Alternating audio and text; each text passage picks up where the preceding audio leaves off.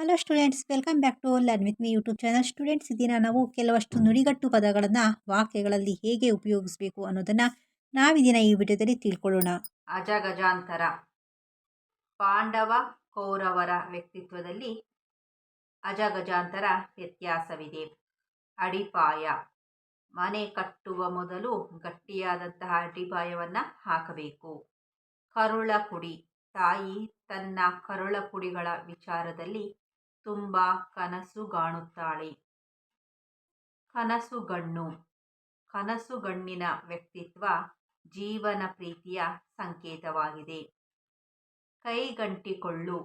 ವಿನಾಕಾರಣ ಜವಾಬ್ದಾರಿಯನ್ನು ಕೈಗಂಟಿಸಿಕೊಳ್ಳಬಾರದು. ಕೋಲು ಮುರಿ.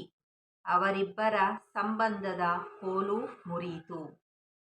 ಚಾಟಿಯೇಟು. ಗುರುಗಳು ಮಕ್ಕಳಿಗೆ ಮಾತಿನ ಚಾಟಿಯೇಟು ನೀಡಿದರು. ತೊಟ್ಟಿಲು ತೂಗು. ಚಂದದ ಪದ ಹಾಡಿ ತೊಟ್ಟಿಲು ತೂಗುವವರೇ ಹೆಚ್ಚು. ಪಿಸುಮಾತು. ಚೆನ್ನಾಗಿ ಅಭ್ಯಾಸ ಮಾಡುವಂತೆ ಗೆಳೆಯರಿಗೆ ಪಿಸುಮಾತು ಹೇಳಿದೆ. ಮೊರೆ ಹೋಗು. ಕಷ್ಟಕಾಲದಲ್ಲಿ ನಾವು ದೇವರ ಮೊರೆ ಹೋಗುತ್ತೇವೆ. ಮುಖವಾಡ. ಪ್ರೀತಿಯ ಮುಖವಾಡಕ್ಕೆ ಸೋತು ಮರುಳಾಗಬಾರದು. ಮುಗಿಲು ಹರಿದು ಬಿಡು. ಮಳೆಯ ರಭಸದಿಂದ ಮುಗಿಲು ಹರಿದು ಬೀಳುವಂತಿತ್ತು.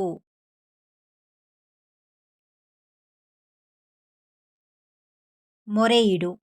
ಸಂಗೀತ ಕಲಿಸುವಂತೆ ಗುರುಗಳಲ್ಲಿ ಮೊರೆಯಿಡುತ್ತಿದ್ದೆವು. ಮುಗಿಬೀಳು. ತೇಜಸ್ವಿಯವರ ಕಥೆಗಳಿಗೆ ಓದುಗರು ಮುಗಿಬೀಳುತ್ತಾರೆ. ಹುಳಿಗಟ್ಟು. ಅತ್ತೆ ಸೊಸೆಯರ ಸಂಬಂಧ ತಾಯಿ ಮಗಳ ಸಂಬಂಧದಂತಿರದೆ ಹುಳಿಗಟ್ಟುತ್ತದೆ.